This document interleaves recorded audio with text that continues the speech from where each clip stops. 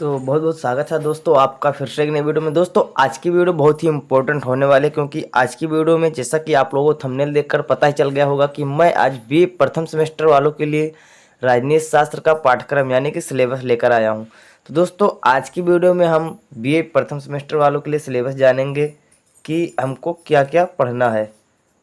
तो हमको जो जो पढ़ना रहेगा इस वीडियो के माध्यम से आप लोगों को पूरी जानकारी दी जाएगी कि जैसा कि आप लोगों को पता होगा कि टोटल 8 यूनिट होते हैं। तो इसमें आठों यूनिटों में आप लोगों को एक एक यूनिट डे बाय डे पढ़ना रहेगा। इसी के साथ मैं नेक्स्ट वीडियो मॉडल पेपर का प्रोवाइड कर दूंगा, आप लोग मॉडल पेपर देख लेना किस प्रकार से क्वेश्चन पूछे जाते हैं।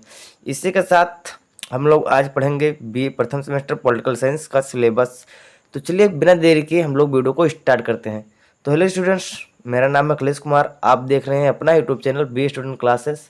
तो दोस्तों वीडियो में आगे बढ़ने से पहले आप लोगों से मैं बता दूं कि ये वीडियो आप लोगों के लिए बहुत ही इम्पोर्टेंट है। इसी के साथ आप लोगों को क्वेश्चन पेपर, इम्पोर्टेंट क्वेश्चन और इसके पीडीएफ भी उपलब्ध कराए जाएंगे इस यूट्यूब चैनल के माध्यम से।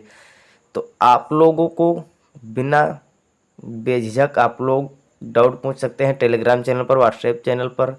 और इसी के साथ आप लोगों को देखते हैं कि सबसे पहले जो हमारा शीर्षक है, यानी कि जो आप लोगों को पढ़ना रहेगा वो शीर्षक हमें क्या पढ़ना रहेगा। टाइटल हमारा क्या है कोर्स का कि भारतीय राष्ट्रीय आंदोलन और भारत का संविधान। भारतीय राष्ट्रीय आंदोलन कौन कौन से हुए और भारत का संविधान, इन सब के बारे में हमें पढ़ना रहेगा इस पूरे सिलेबस में आपको प्रथम सेमेस्टर में। फिर प्रथम सेमेस्टर में पहला जो हमारा यूनिट है, यानी कि पहला जो पाठ है, पहला अध्याय है भारतीय राष्ट्रीय आंदोलन का जन्म, वृद्धि और राजनीतिक प्रकृति। दोस्तों भारतीय राष्ट्रीय आंदोलन का जन्म, जैसे भारतीय राष्ट्रीय आंदोलन का जन्म कैसे हुआ, जैसा कि आप लोगों को पता होगा कि राष्ट्रीय आंदोलन कब से शुरुआत हुआ, 1857 से ज़्यादा उमड़ा हो।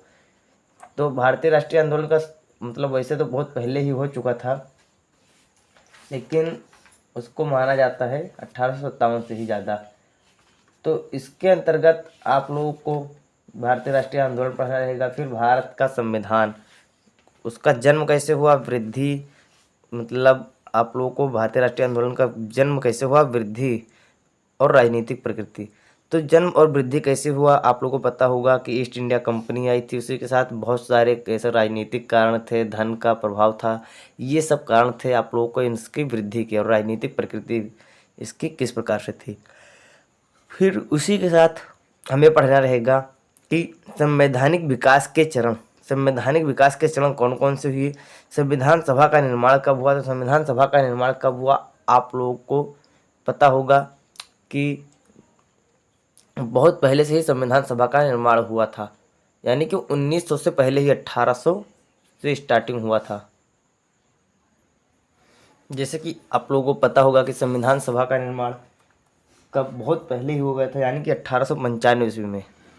आप लोगों को शायद पता होगा कि बना तो था 26 जनवरी 1950 को लागू हुआ था, लेकिन उससे पहले 1895 में इसका सभा बन गया था। उसके बाद बहुत सारे कमीशन आए और बहुत सारे प्रस्ताव रखे गए, उसके बाद जाकर हमारा संविधान बना। इसके विकास के चरण कौन कौन से थे। फिर भारतीय संविधान का दर्शन, यानी कि इसकी फिलोसफी क्या है और नागरिकता किस प्रकार से है, नागरिकता क्या होती है और किस प्रकार से है। तो नागरिकता आप लोगों को नहीं पता है कि नागरिकता आखिर होती क्या है।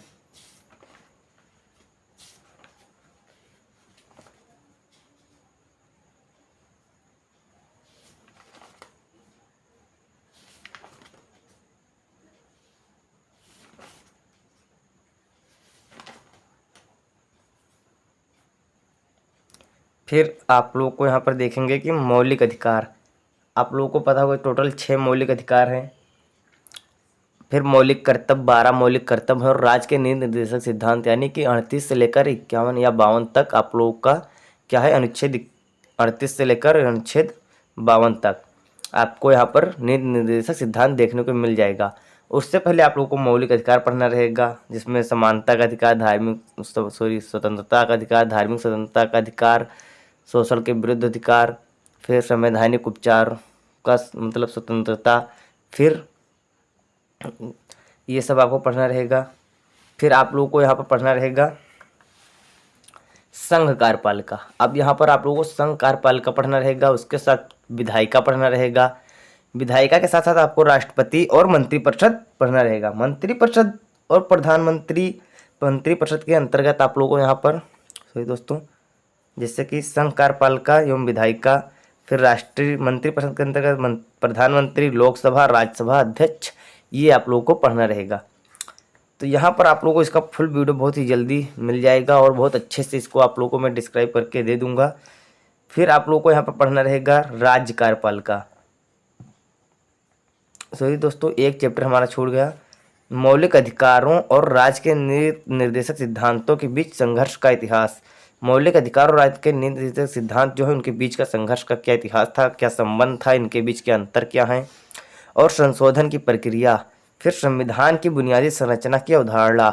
ये सब आप लोग को चौथे यूनिट में पढ़ना रहेगा। सॉरी दोस्तों, ये छूट गया था।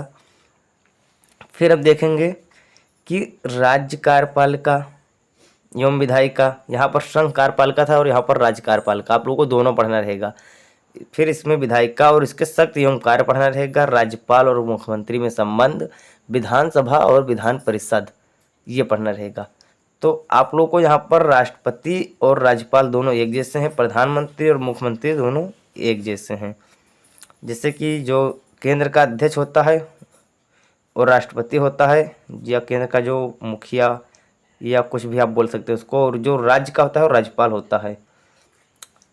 फिर न्यायपालिका, सर्वोच्च न्यायालय, उच्च न्यायालय। सर्वोच्च न्यायालय और उच्च न्यायालय पढ़ना है। इसके फिर जिला न्यायालय की संरचना और शक्ति और क्षेत्राधिकार। यहाँ पर इन सभी के मतलब न्यायपालिका में आप लोगों को न्यायपालिका में सर्वोच्च न्यायालय, उच्च न्यायालय और जिला न्यायालय यानी डिस्ट्रिक्ट कोर्ट, फिर हाई कोर्ट और सुप्रीम कोर्ट, ये तीनों पढ़ना रहेगा। इसके साथ इसकी संरचना कैसे होती है और शक्ति व क्षेत्राधिकार, ये पूरा आप लोगों को पढ़ना रहेगा। फिर हम देखते हैं कि 8वां यूनिट जो है हमारा, 8वें यूनिट में हमें क्या पढ़ना रहेगा कि केंद्र राज्य संबंध, केंद्र व राज्य संबंध, प्रशासन और विधायी वित्तीय। यहाँ पर केंद्र और राज्य के बीच संबंध, सॉरी दोस्तों, केंद्र और राज्य के बीच संबंध, प्रशासन, फिर विधायी और वित्तीय शक्तियाँ, फिर आदिवासी क्षेत्रों के लिए प्रावधान कि जो आदिवासी क्षेत्र उनके लिए क्या प्रावधान है, फिर चुनाव आयोग की संरचना एवं कार्य। चुनाव आयोग क्या है, जैसे इलेक्शन कमीशन, उसकी संरचना यानी स्ट्रक्चर एंड उनके फंक्शन क्या हैं। तो ये सब आप लोग को बहुत अच्छे तरीके से मिल जाएगा। आप लोग को यूनिट बाय यूनिट भी प्रोवाइड करा दूंगा इंपॉर्टेंट क्वेश्चन के साथ साथ। ऑलरेडी बहुत सारी वीडियो पहले से पड़ी हैं, 200 से ज़्यादा, तो आप लोग देख सकते हैं। और साथ में आप लोगों से लास्ट में कहना है कि आप लोग हमारे चैनल पर नए हैं तो चैनल को सब्सक्राइब जरूर कर लेना और साथ में बेल आइकन को प्रेस कर देना। चलिए मिलते हैं नेक्स्ट वीडियो में, तब तक के लिए जय हिंद, जय भारत।